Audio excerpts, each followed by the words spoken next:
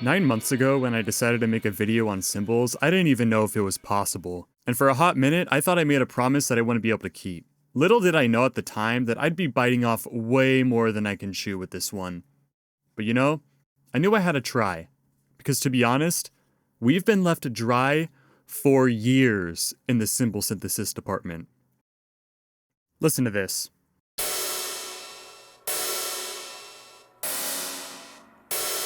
That's supposed to be a crash cymbal, by the way. Listen to this. Oh, that's kind of nice. And this is how you make hi-hats. Brother, I'm sorry, but that's not how you make a hi-hat. There is no methodology to this. This isn't even a tutorial. And listen, right, I'm not trying to throw shade at any of these channels. They're out here putting in the work, and I respect that, you know? But 99% of the tutorials you'll find on YouTube just kind of boil down to like... Oh, I don't know. You just kind of get the noise and put the envelope in it, you make it short, you make it sound metallic somehow. I didn't really know how you're supposed to make it sound metallic, but, you know, I just kind of put a little this, a little that on it, and you have a cymbal. But let's be real. All these sound designs lack the luster and the sparkle of a real cymbal.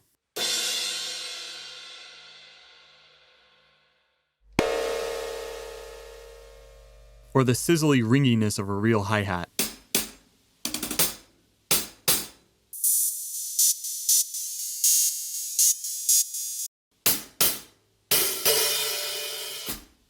So without the effects, this is what it sounded like. And with the effects, this is what it sounds like. Oh yeah, now we're getting there. The only ones that get fairly close to the sound kind of rely on hacks, like using the plate model in Corpus or a reverb plugin at a really extreme setting. And you know, that's okay, right? Like if you like the sound of that, then go for it. But at the end of the day, you know, you're just kind of putting some white noise through a magic box that just kind of makes the cymbal for you. We don't really have that much control over the sound or really understand how it's being made in the first place. And it just kind of seems like cymbal synthesis in general is just treated as an afterthought. Make a hi-hat and then put reverb on it. Congratulations, we have now made every drum in existence. The only tutorial that we've had in recent years that actually attempts to model a cymbal was the AU5 tutorial, which I've been recommending to everyone this whole time. And though I'm not entirely convinced by the results, I will say it's probably the best cymbal tutorial we have so far. But to my ears, it's more of a proof of concept than an actual usable sound design. In fact, the only usable sounds I've actually been able to make using the AU5 method are like splash stacks or like trashy China cymbals and stuff like that. I've never made like a money bag hi-hat or like a really nice crash cymbal or ride cymbal that I really like using this method. Another big issue I have with it is that it relies on Serum's Unison FM capability. And you know, like, some of us are still in our Baroque era, so I realized that the AU5 method it's not gonna cut it. We're just gonna need an entirely new method. A method that can make any kind of cymbal that you want. A hat, a ride, a crash, a splash, whatever. And actually sound convincingly like a cymbal.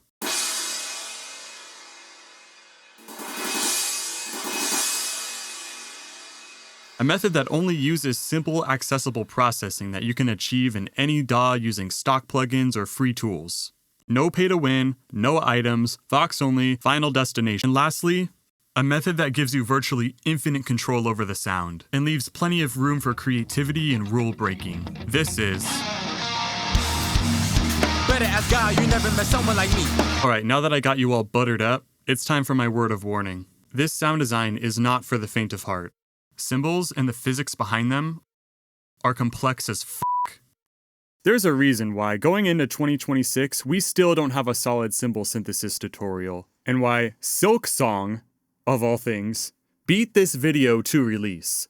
Cymbals are like the final boss of drum synthesis. It took me about 4 months of solid research and experimenting just to figure out how to even build a cymbal model using free plugins. And then it took me even more time to figure out how to tweak all the parameters to get certain cymbal sounds out of it. Whenever I had issues getting a certain sound, I could never tell if it was a skill issue, a problem with the model, both, or if what I was trying to do was just flat out impossible. Making this tutorial was a lot like writing the manual on how to fly a plane while building the plane, not knowing how to fly a plane, or even knowing if flight is possible in the first place. Cymbals are so complex, the only true way to model them is to build a physics engine. And I guess that kind of goes for everything, right? If you want a truly real sound without the hassle, you're better off just downloading all the Paisty cymbal demos off their website for free, or ripping all the Meinl cymbal demos off of YouTube. But if you want a truly unique sound that's your own, or just afraid of infringing on the rights of multi-million-dollar instrument manufacturers, I'm telling you, this method is the best bang-for-your-buck method for making cymbals that sound realistic. It is pretty complex and will definitely take some practice to get a good sound out of it. But for the amount of control that we have at this sound quality, it really cannot get any simpler than this, especially given the limitations of only using free tools for the sake of accessibility. TLDR, don't be a little bitch. So with that out of the way, I'm gonna start explaining the principles behind the sound design. If you hate nerdy discourse or learning, just skip to this timestamp to learn how to make the damn sound. Time to continue, I'm throwing rocks under your feet. When you hit a cymbal, typically you're hearing two sounds. First, you hear the stick actually hit the cymbal, which is the really easy part of the sound to make. And then you hear the cymbal ring out and resonate for like a million years. And that's the extremely hard part to make, obviously. Now, similar to the drums that we've made so far, the entirety of the cymbal sound is being initiated by this extremely short impact being made with the drumstick. But it's actually a lot more complicated than that, because cymbals swell when you hit them multiple times.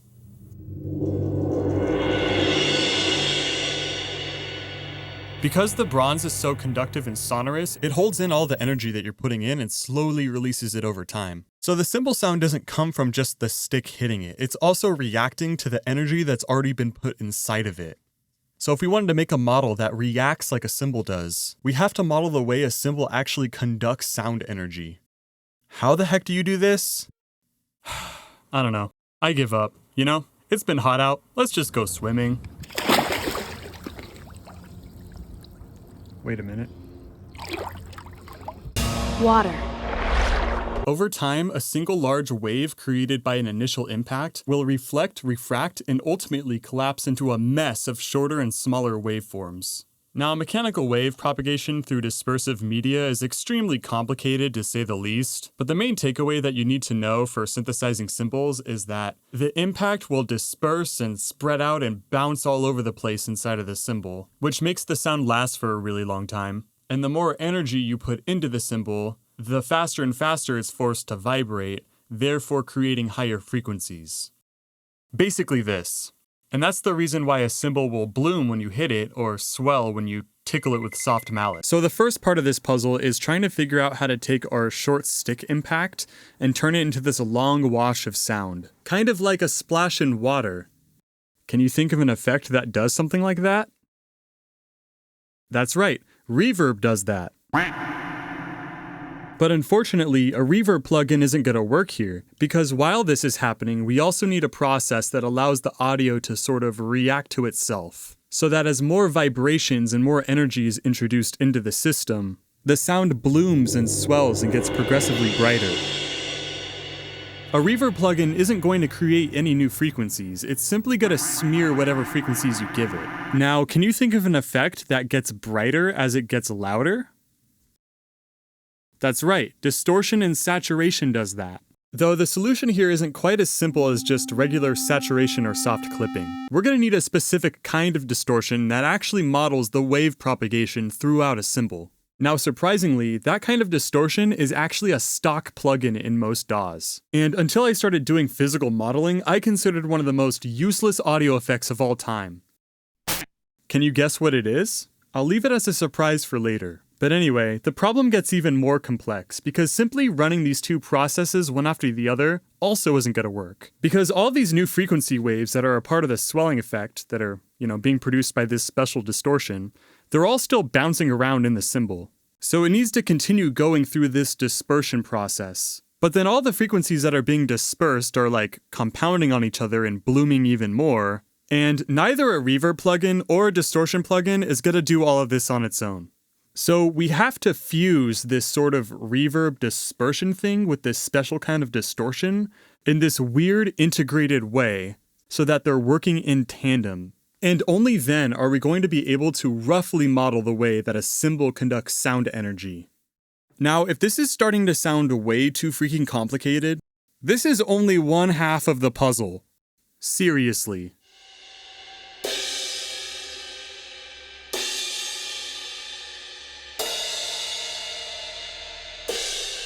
Now, I don't know if you've noticed, but all of these 18-inch crash cymbals sound completely different, and they're all made of pretty much the same alloy and have the same size. So what gives?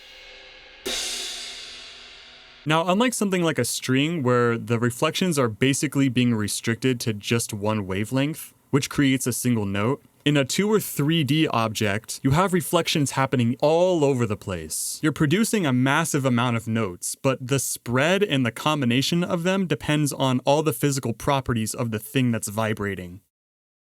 Now, the exact combination of notes and overtones that are produced is already freaking complicated as it is. But it's made even more complicated by the fact that cymbals are hammered and lathed and sanded and scorched and generally put through all sorts of medieval torture. But again, the specifics don't really matter here. The main takeaway is that cymbals will resonate with a lot of different notes and overtones, and the notes and overtones that ring out are called resonant modes.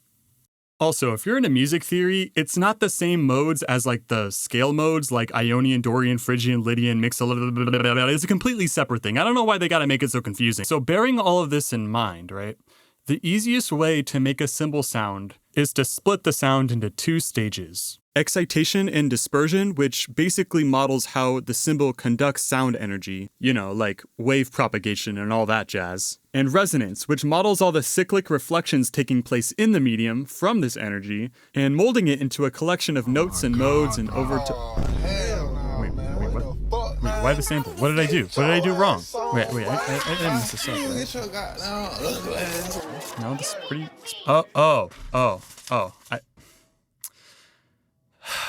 I kind of forgot about this next part. Basically, that's just double speak for...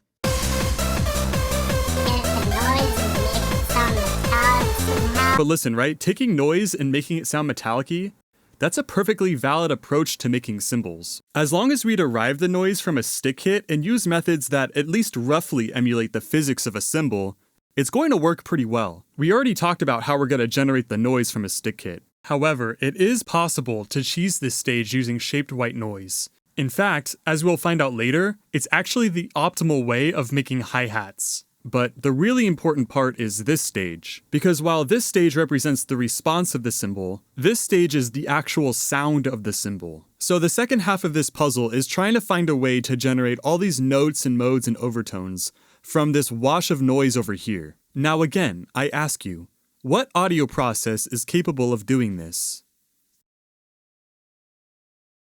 Well, let's think of it from a different angle real quick. All of these modes that are being generated are from the reflections that are happening in the cymbal, and people have been developing plugins that roughly emulate the reflections in a sheet of metal for years now. They're called plate reverbs. And the physics of a plate reverb and a cymbal are actually very similar. I mean, a cymbal is just a big bronze disc after all. So yeah, to everyone else's credit, it does kind of make sense to take a reverb plugin and turn the size all the way down and make it really small to try to get a cymbal sound, because a reverb is just a big matrix of reflections. The problem, again, is just that we don't have a whole lot of control over it. And a lot of reverb algorithms nowadays employ techniques in an attempt to avoid metallic qualities, because they're not designed to make cymbal sounds. They're designed to be lush reverbs. Do you see where I'm going with this? That's right.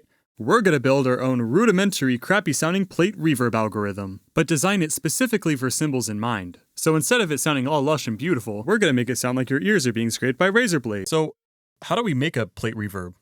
Well, if you wanted to make an actually good-sounding reverb, there's quite a lot that goes into it. But at the heart of all reverb algorithms, and honestly every single audio process if you want to get deep about it, it's all just delay. A reverb is basically just a really complex matrix of delays that are all kind of feeding back into each other, usually with a bunch of all-pass filters thrown in there to kind of mess with the phase and diffuse the sound. If you don't know what an all-pass filter is, I don't blame you, but I do blame the audio education community at large. Anyway, the savvy among you may have realized that, wait a minute, this looks a lot like our cymbal model. You have the initial sound coming in, and then you have the part that blurs and diffuses it a bunch, and then you have the part that makes it last for a really long time. To which my response is... We're gonna open a hi-hat. Easy. Now you try. First, get some noise. Zion, that's a reverb algorithm. Yes. Yeah, so this whole time, This model has basically been one big, very strange reverb algorithm in disguise, but with a few key differences. Instead of simply diffusing the sound with all-pass filters, we're going to be severely smearing and also distorting the sound in order to get that blooming and swelling effect. And instead of having long and luscious delay times that echo out into the infinity, our delay lines will have extremely short delay times, with each delay line basically representing one mode of the cymbal. The reason why they have to be so short is because the speed of sound in bronze is extremely fast, way faster than in air. And compared to a plate used for reverb, cymbals are very small. So the delay lines here have to be fast enough to actually produce all of the audible notes and modes that are happening. The last key difference here is kind of a weird one. The feedback between all of these stages and even each of the delay lines is going to be independent. I'm not even sure if this makes sense or is even physically accurate, but in all of the testing that I've done, and I've done a lot of testing, trying to feed back all of the delays into each other is just... It just doesn't work very well. So this is just what you gotta do to make it sound right. Just trust me on this. Real quick, I also just want to mention that this model is not perfect by any means, but after a ton of R&D, trial and error, this is basically what I've settled on. Or at least, this is the best that I can come up with just using bus routing in a DAW that's, let's be real, is just not designed for this level of BS. So if you're someone who makes Ableton racks or uses Max MSP or something like that, this model can probably be improved by using bidirectional delay lines, finding a way to feed back everything into each other without it sounding like this, and or finding a way to turn every single resonator into this same dispersion chain. But all of that is just theory that's a little bit beyond my reach. So if it's within yours, I dare you to one-up me. But for the purpose of this video, it's good enough. Okay, take a breather. Take a breather. Okay, did you breathe? Okay, good. So, with all of that out of the way, I present to you the completed cymbal model blueprint. Well, mostly. There's still a couple gaps to fill in, but we're going to go step by step through each of these phases, and I'm going to show you exactly what plugins to use and how each of the parameters affects the sound of the cymbal. And also how to get different kinds of cymbals and some creative ways we can break the rules a little. The sky really is the limit with this sound design. You can break it and tweak it however you want. I'm not your dad. Anyway, I can hear the timecode screaming at me that I've been yapping for way too long, so let's just go ahead and make the damn sound already. Spirit is talking, I need it bad, I'm on the fence. Here's a list of the plugin suites I'm going to be using in this tutorial. This is the only one that you need for making hats, but these other two are going to be necessary for making other kinds of cymbals. You can try out other tools if you like, though they might work a little bit differently. But these are free suites and they're all amazing, so if you don't already have them, then go get them. Links in the description. So here's the cymbal model that we made in the previous section. Now before we get started, we need to decide whether we want to make a hi-hat or some other kind of cymbal. You see, hi-hats are a lot different from other cymbals because they're actually two cymbals that are interacting with each other. Now in theory, this makes hi-hats a lot harder to model physically, but in practice, they're actually a lot simpler to make. You see, in our model, this part here emulates the way that a cymbal blooms, swells, and decays. But because hi-hats sizzle instead of swelling or blooming, this stage can be completely replaced with shaped noise and an oscillator. This is really good news if you're just looking to make hi-hats or you're using certain problematic DAWs. We'll get to it later, but yeah, this is the simpler version of the model, which is kind of better for making hi-hats. But for the sake of completion, and because I kind of don't want to have to remake this entire chapter of the video, I'm just going to show you how to make the more complex version of the model, and I'll kind of strip it down from there for hats. So first we're going to make our stick sound, which is basically a tiny little transient. My favorite method for doing this is just getting a sine wave and just making it really short and putting some extreme FM or pitch envelope on it.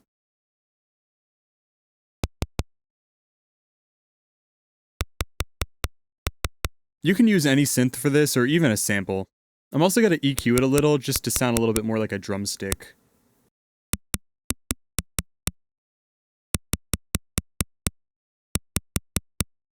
Something like that.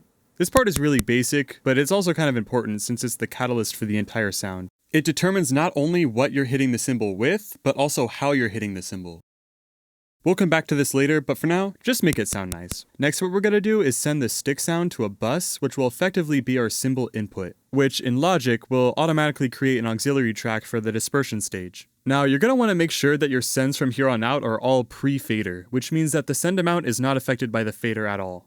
So in order to create this stage, we actually need to use the same trick that we used in the snares video, where we send the output of the auxiliary track back into its input bus, creating a feedback loop. Now, because this routing is kind of dangerous, you might have to jump through some hoops to get this working depending on the DAW that you're using. Now, Logic just lets the baby out on the balcony, with absolutely no safeguards in place to prevent you from blowing yourself up.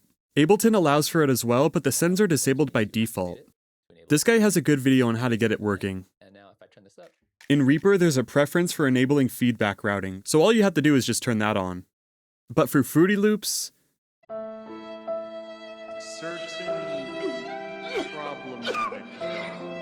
it just doesn't really seem possible. Or at the very least, my comment section think tank hasn't figured out a way to do it. So if you're using a DAW that doesn't allow for feedback routing, or you'd rather just not play with matches in a gasoline factory, you'll just have to play on easy mode and use the Cymbal version of the model. But don't worry too much because you'll still be effective at making hats, and with a little bit of finesse, you can get other cymbal sounds too.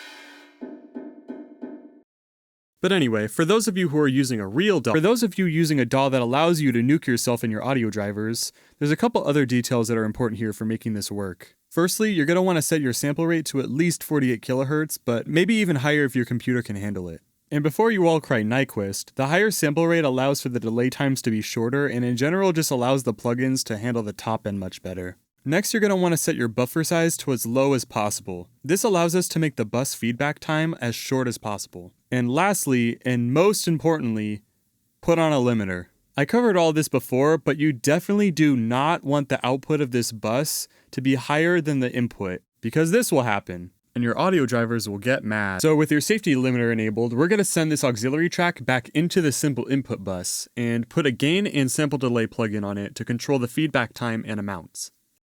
I like to use Melda's M utility because it allows for very fine values, and it also has sample delay built in, so we can kill two birds with one stone. Just for some extra safety, I'm going to set the gain of this plugin to -6.1, and then I'm going to set the bus send value to +6, which is the maximum that Logic allows. So the net gain is -0.1 dB, and it basically just makes it to where this knob doesn't feel like I'm turning the key to an ICBM. I can just jack it all the way up without any concern for positive feedback. So now when you trigger the transient, you should get a buzzing sound like this. And the more delay you put on it, the lower and longer it gets.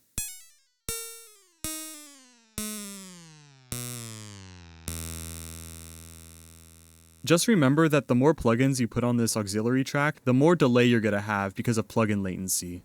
Now, some of you may be asking, why do we even need to do this at all? Can't we just use like a delay plugin and set the feedback really high?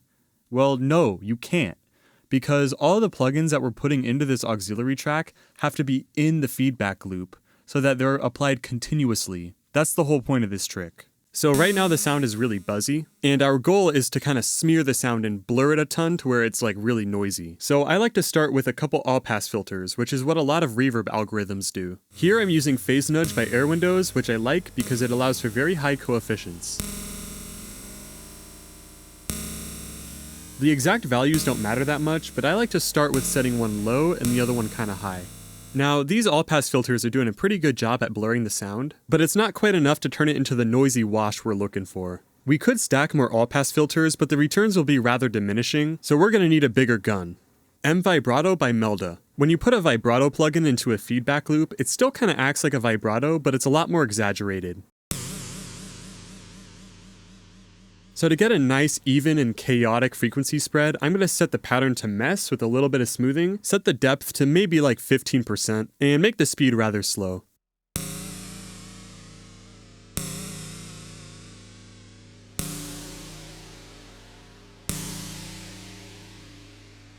That's more like it. So now that we have the stick sound being smeared and blurred a ton, we're going to need a tool that allows the sound to compound on itself and get progressively brighter as it gets louder, so that the cymbal sound can swell. And for that, we're actually going to use one of the most useless audio plugins of all time in my opinion. That's right, phase distortion.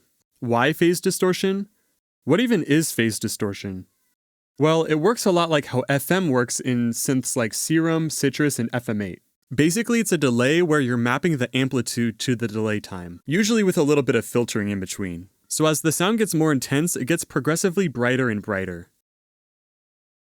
Another way of thinking about it is like the sound is FMing itself, or the sound is like vibratoing itself. So phase distortion is not like your typical distortion or saturation. It doesn't simply just remap amplitude values like how a wave shaper would, so therefore it doesn't make quieter sounds louder. It just makes louder sounds brighter, which is what we need.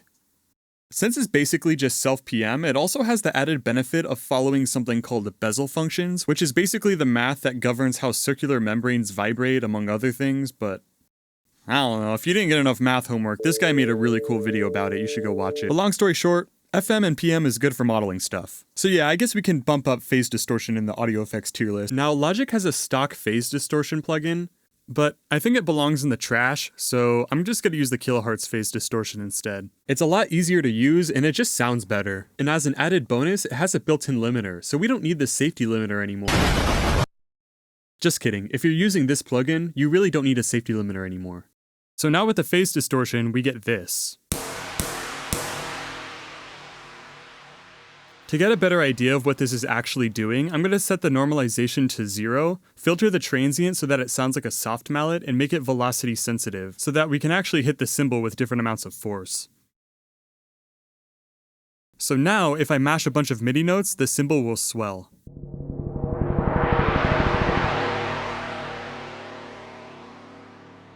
The drive amount acts as a velocity control for the cymbal, so turning it up means that the cymbal will swell even if the transient is pretty quiet.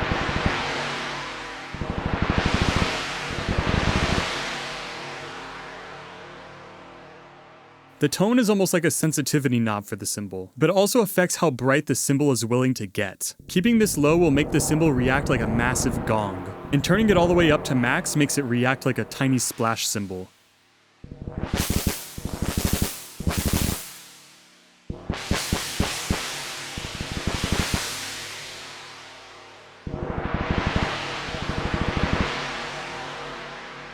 The normalization knob will just help the cymbal be a little bit more consistent with how it swells up.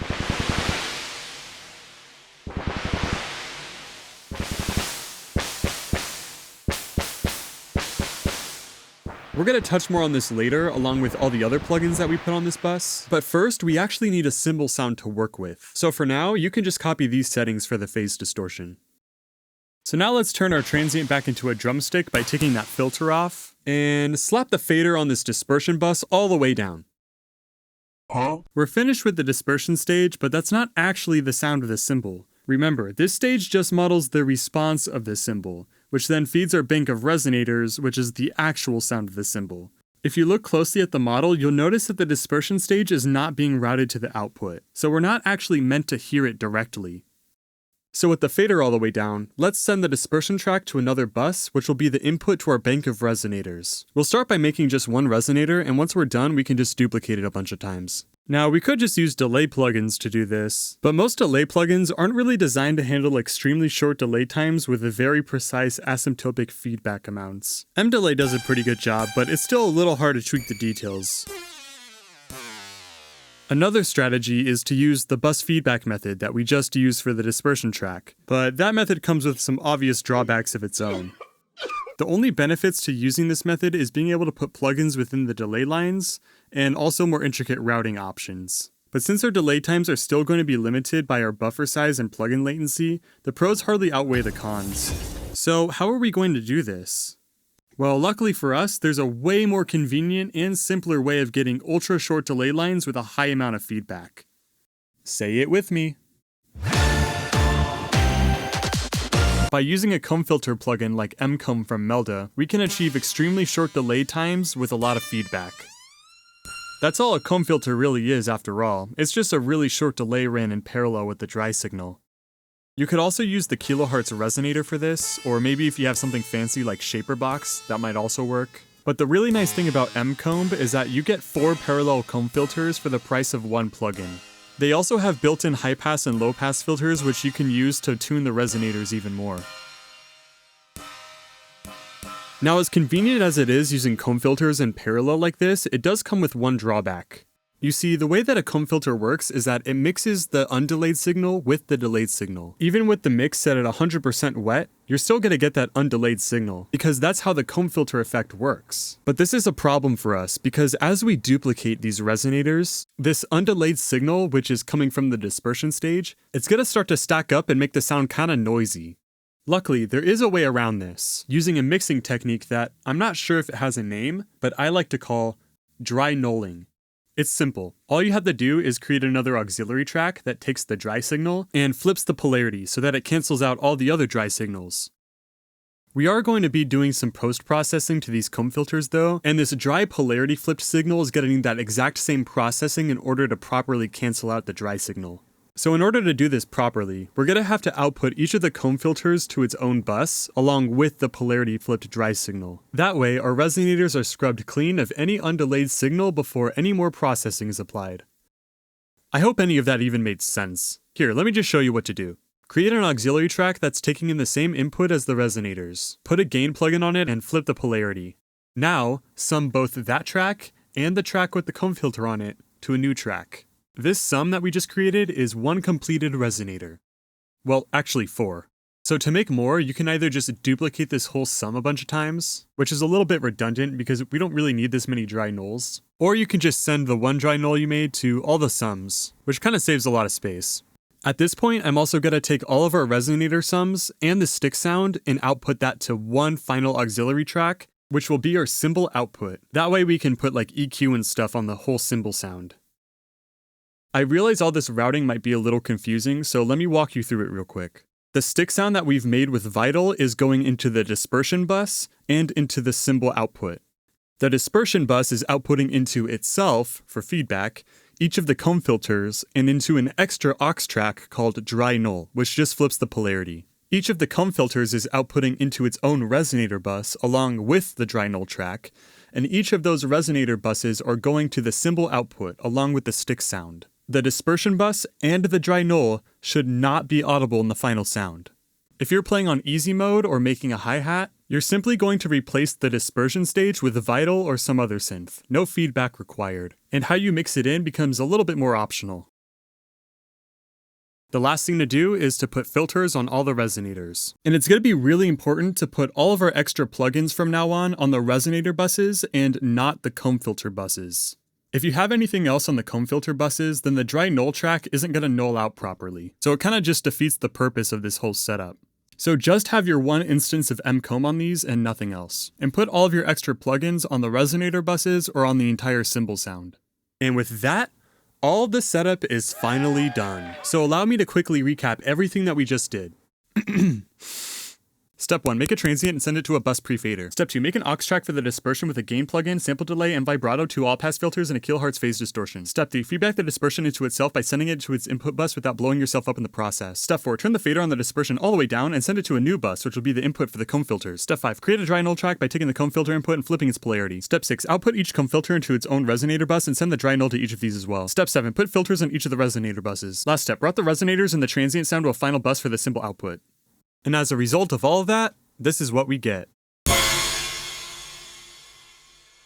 This still doesn't sound very good. Catching a breather, chilling calm, I'm about to see them. Alright, now it's time for the fun part, which is showing you how to get every single sound between hitting a gong with a feather and a splash cymbal with a truck. Because that's what this model is capable of doing. Now originally I was going to start by making a ride cymbal, which to me is kind of like the foundation of other cymbals, but because I know that 90% of you are just looking to make hats, and hats are pretty easy to get sounding good, I'm just going to get them out of the way real quick. So I'm going to put away my stick transient and my dispersion bus for now, and create an instance of Vital that's just an oscillator and a noise channel. The oscillator just acts as like the fundamental and the transient of the hi-hat. So I'm going to make it really short and put a pitch envelope on it too.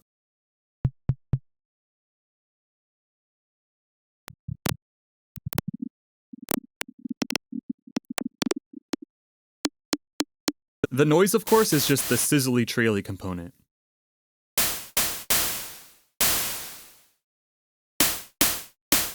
Let's output this to our cymbal out and send it to our comb filters.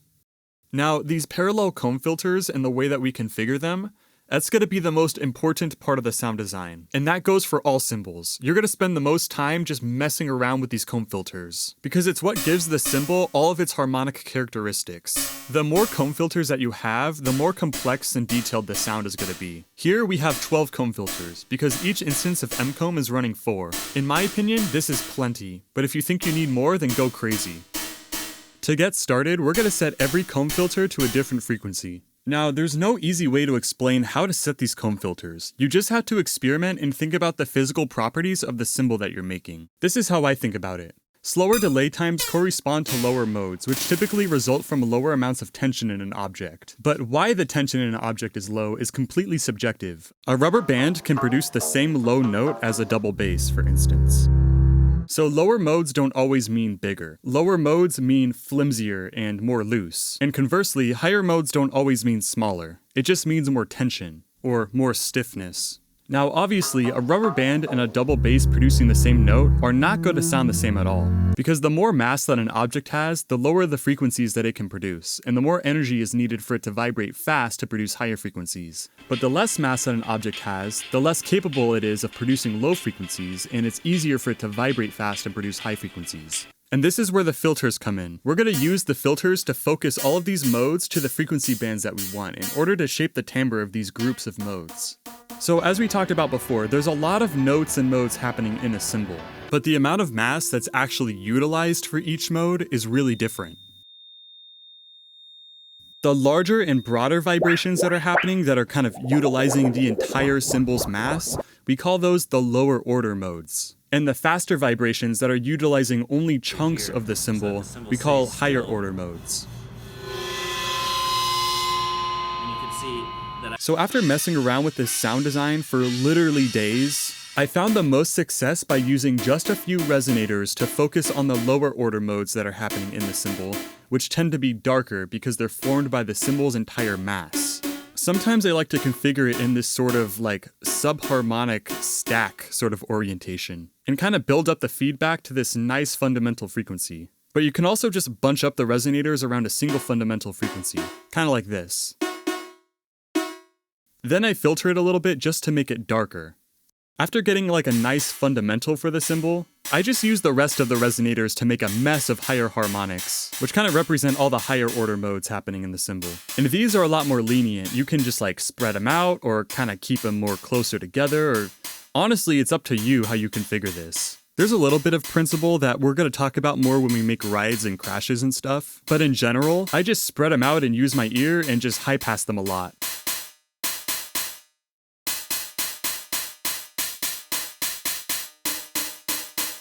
Now, we already have a pretty good basic sound going, but in the words of AU5, we're not done there. We could take this a step further. Our resonators here are making notes that are producing perfect harmonics. But oblique objects like bells and cymbals don't produce perfect harmonics. They instead produce inharmonic overtones. For the higher order modes, it doesn't matter a whole lot because it's just kind of a mess, but you can definitely tell that these lower order modes are kind of notey. So let's make them more inharmonic by putting a frequency shifter on it.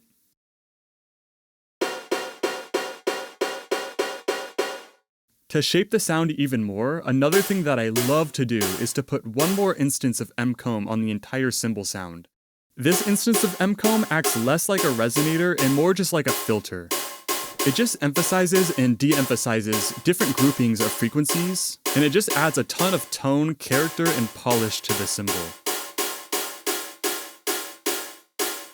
At this point, we can go back to the original vital patch and start tweaking things like envelopes and volumes and the pitch of the oscillator.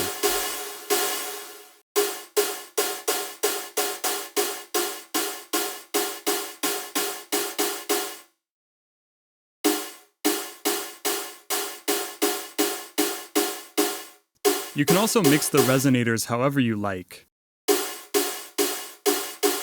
And of course, EQ the entire cymbal sound. Occasionally, you'll run into this issue where the sound is a little bit buzzy. And when that happens, you just want to locate the resonator that's creating the buzz and just reduce the feedback or shift it up slightly. Or filter it, you know.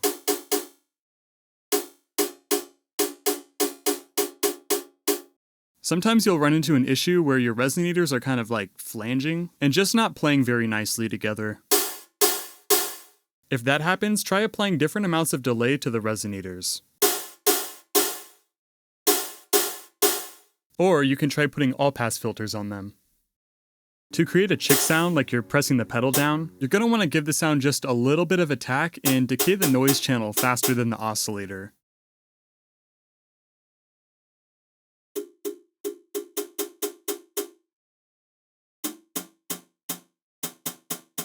So yeah, there's like an endless amount of ways that you can play around with this. And honestly, it's pretty easy to lose track of time and just keep tweaking for hours. So my advice is, as soon as you hear a sound that you like, just bounce it out real quick. And then go from there. And in no time, you're gonna have like 100 hi-hat samples. Here are some of the samples that I was able to make.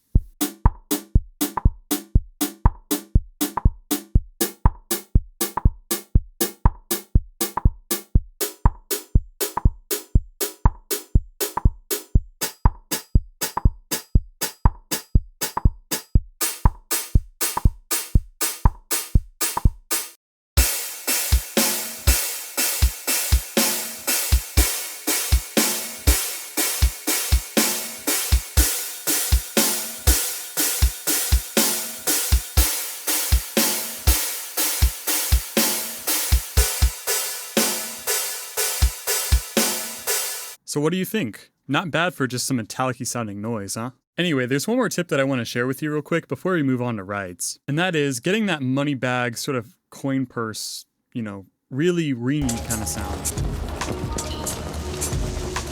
If you get one of your end combs and set the combs to serial mode, they'll run one after the other instead of in parallel. This makes them super ringy and kind of unpredictable. So then you just kind of fiddle with them and filter it a little bit and mix it in.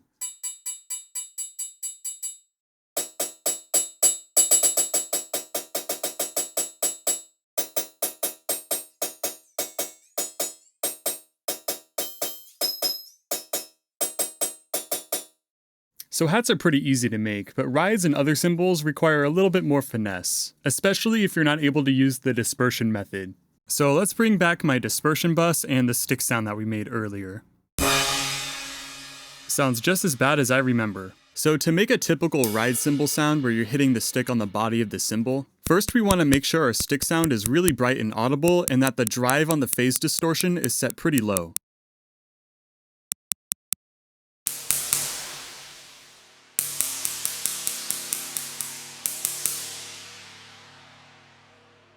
Cymbals are way more resonant on the edge than at the body, so a lot of the energy from the stick hitting the ride is actually going back into the stick as it bounces off. This makes it to where the stick sound is a lot louder and the cymbal isn't absorbing as much energy, so it's not going to swell very much. But if we wanted to crash the cymbal, then we would basically do the opposite. We would make the stick sound not very audible with a lot of low frequency content, and then jack the drive up on the phase distortion.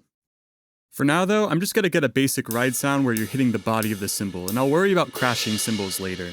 So now that the stick sound is nice and loud, we're gonna shift our focus to the plugins that are handling the dispersion. Rides are very large and heavily hammered cymbals, which are designed to have more of a smooth and washy kind of sound. The way that hammering a cymbal works is it generally takes out the resonant modes of a cymbal by introducing a bunch of imperfections and inconsistencies, which results in the cymbal sounding more hushed or dry, as they call it. Straight away after hammering, no rest.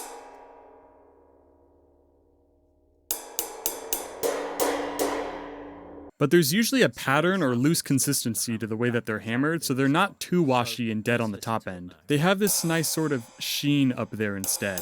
It's not exactly noisy, but it's kind of like whistly. Anyway, the vibrato plugin here in the all-pass filters is what controls all these characteristics, the dryness, the washiness, etc. You can play around with this and mess with it however you want, but this is what I found works really well for ride cymbals. First, let's open up the delay and adjust the delay time to be a little bit slower.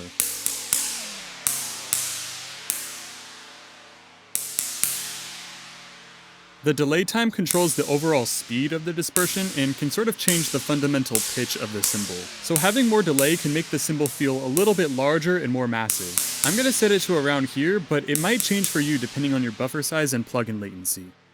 Let's now open up our M-Vibrato plugin and make some changes. So I like to think of this plugin as changing the way the cymbal was manufactured, like the hammering pattern and the lathing and all of that stuff. It's not a perfect analogy, but it really does change the washiness and the dryness and the whistliness of the cymbal.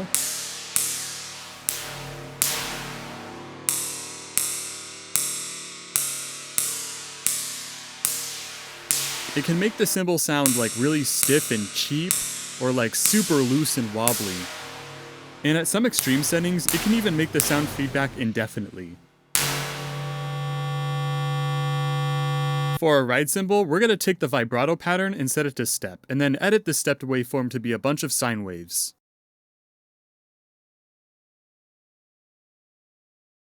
Then, back off the step control a bit and mix it in with the mesh waveform, just a smidge. Set the depth super low, maybe 4%, and adjust the speed to taste. Making the dispersion waveform a little bit more consistent like this gives us this low sort of sheeny sound, without it being too washy. Now if you listen closely, there's a little bit of this weird buzziness in the cymbal, and I think that's due to the longer delay time and the added consistency that we added to the dispersion, so I'm just going to add one more all-pass filter for good measure just to blur the sound a little bit more.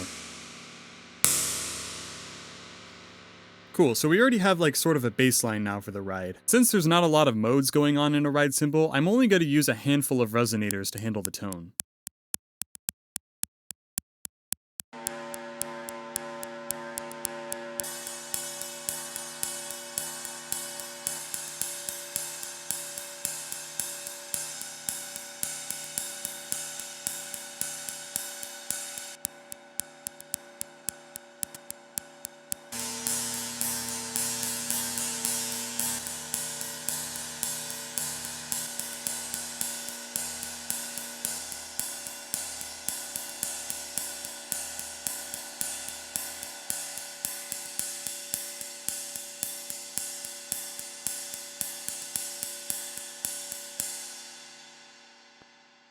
Alright, that's not too bad.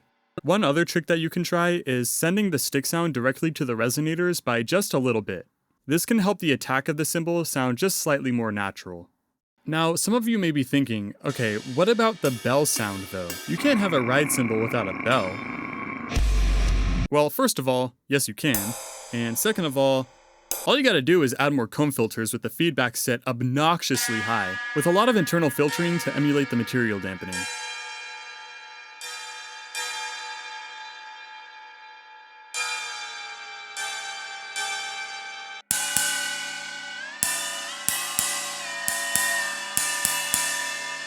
It's not perfect, but it does well enough, I think.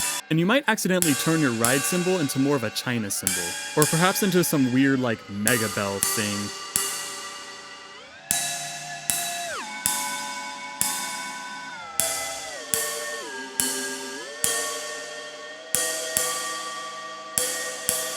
But if you need a better sound than that, then I guess you can make a whole nother dispersion bus and bank of resonators just for the bell sound, and then have the two dispersion buses sort of crosstalk with each other in this.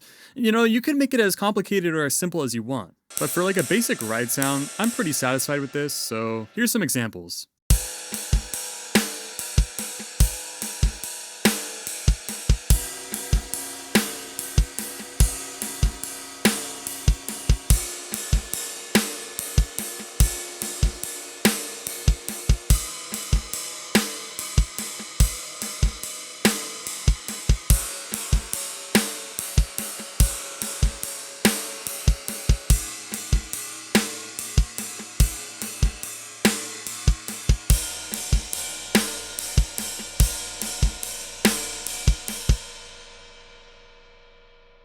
In general, rides and other cymbals require a lot more finesse than hats, but it really doesn't take much to get a good sound. All of these examples were made with just 3 resonator buses, but for most of these, the bulk of the sound is really just coming from one resonator bus, with the other 2 just providing some nice fundamental and mid-range tones. Here's where the bulk of the sound is coming from. It's just 4 combs packed pretty close together with low feedback, which I'm imagining emulates a single strong mode that's been hammered out a lot and dispersed.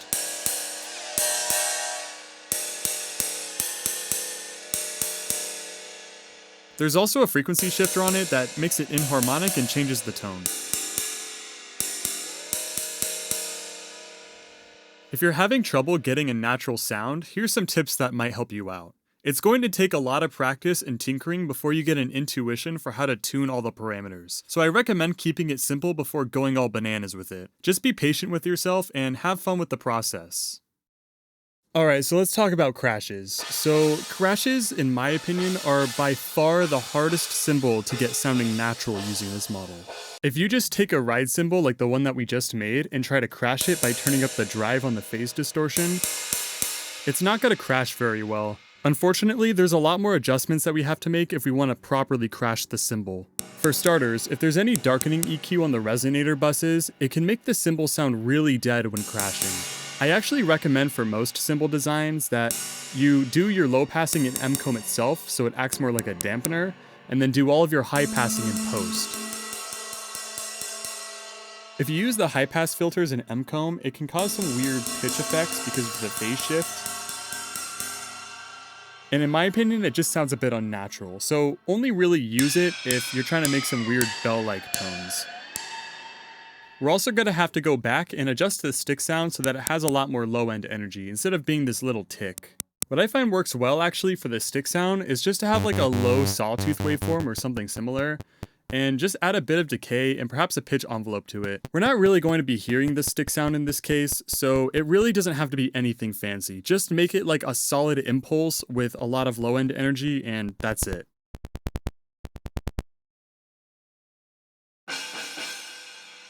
Next, let's revisit our dispersion bus and get something a lot more chaotic sounding.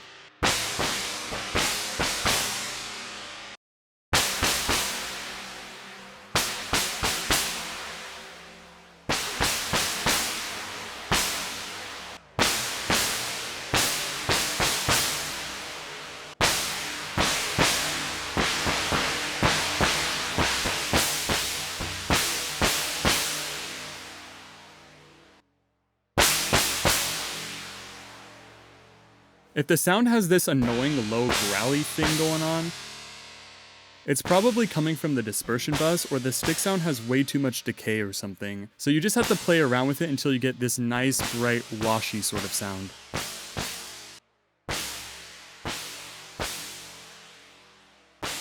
Now for the combs, in general you're going to want to use a lot more feedback to get the cymbal to sing out.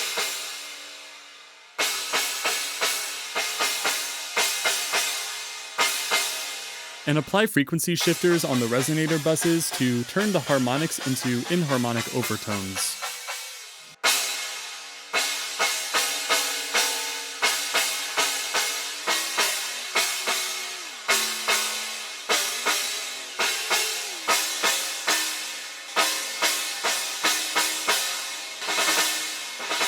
The trick that crash cymbals benefit from the most, in my opinion, is adding M-comb to each resonator bus in post, or to the entire cymbal sound.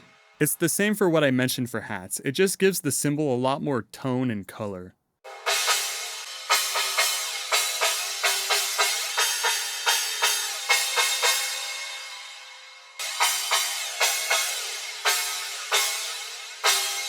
Now that the cymbal is crashing properly, we can get all sorts of different sounds out of it.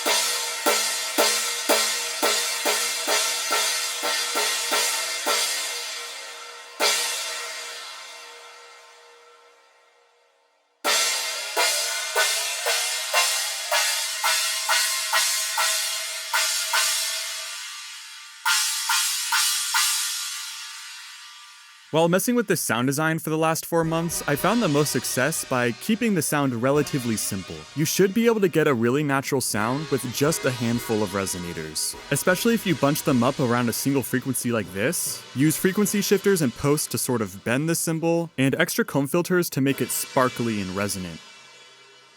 As a general principle, I like to follow up every instance of M-comb with a frequency shifter to make all of the notes that are ringing out inharmonic. So my plugin chains for the resonators end up looking something like this. I also really struggled with the timbre of the sound being really mid-rangey and kind of harsh, and it took me kind of long to realize that I just need to EQ the crap out of it.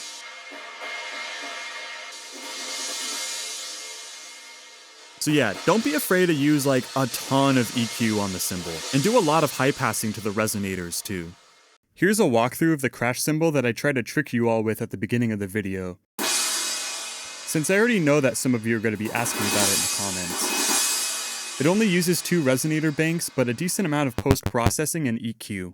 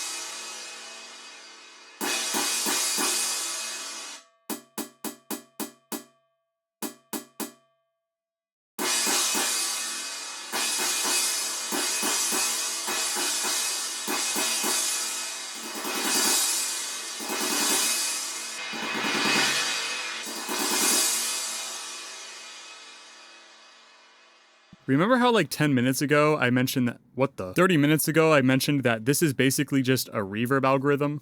Yeah, let's see what happens when we run some stuff through it.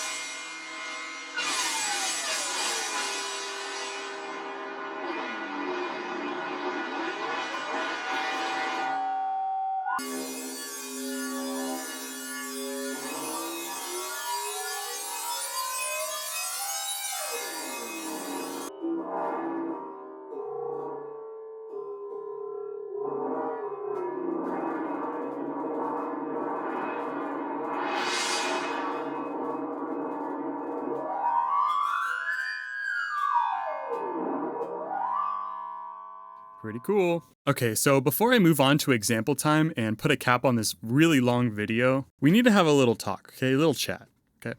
It's a little intervention. When you're messing around with this sound design, you really have to think like a cymbalsmith. It's not going to work to try to get a very specific sound right out of the gate. You just have to trust the process and keep tweaking with it until you get something that you like. However, we have a lot more control than a cymbalsmith, because if there's a certain like tone or something that we don't like, we can just turn it off. or just push it somewhere else.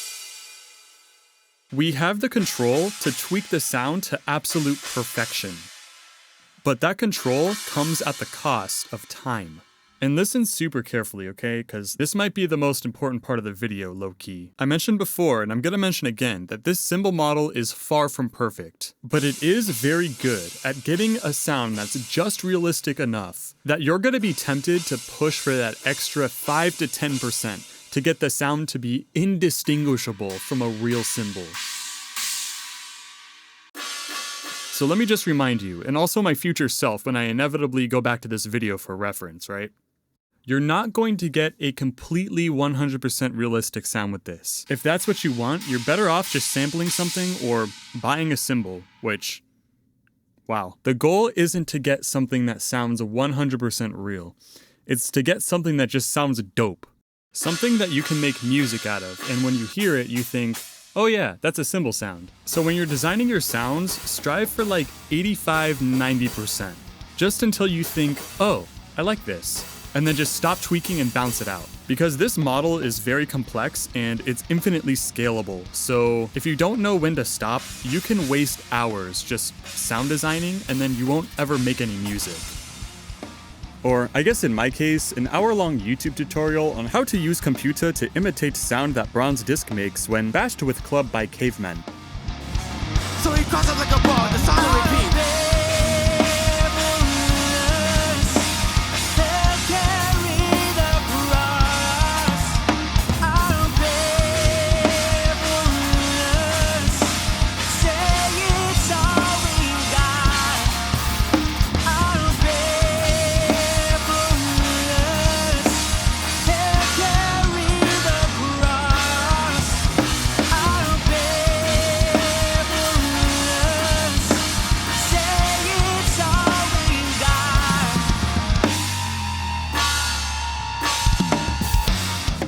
Hey y'all, thanks for sticking around. If you like the song that you just heard, it's from my brother's metal album that I mentioned I was working on in the Realistic Kicks video. We released it in May, so go listen to it on any streaming platform. And check out Septa Coda at their next show if you're in the LA area.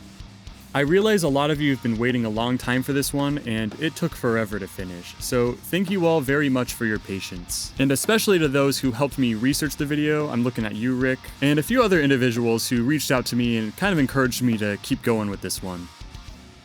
With that being said, I made this video for fun, but after 9 months, it really did turn into work, and I'm doing all this for free, so if this video helped you out in any way, and you'd like to help me out in return, the easiest way to do that is to subscribe to this channel and hit the notification bell. I also made a coffee earlier this year that someone surprisingly actually contributed to, so shoutouts to my one and only channel supporter. And I'm also planning on making some pretty humongous sample packs using all the techniques in my videos. So if all this sound design stuff is a bit cumbersome for you, I may have already done it all for you, so check the video description to see if I have a store going yet, and oh look, I made a Patreon just now. If you support me on Patreon, you not only help me make more videos, but you also get access to sample packs that you're not gonna get anywhere else. Like this 6,000 drum sample pack that I made by ripping posts from Instagram drummers. I made this pack for myself back in the day, with intentions of maybe releasing it in the future. But since it's 4 years old now, a lot of the posts that these samples came from are actually lost to media. It's the perfect pack for making boom bap or lo-fi or any kind of drum production that needs a little bit of grit.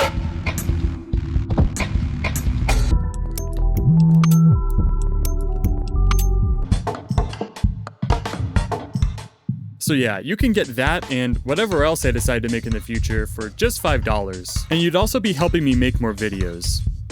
Anyway, I have a ton more ideas for videos, tutorials, streams, sample packs, even plugins. And that's beside all the music projects that have been sitting on the back burner for years, so in the meantime, God bless you all, and go make some music.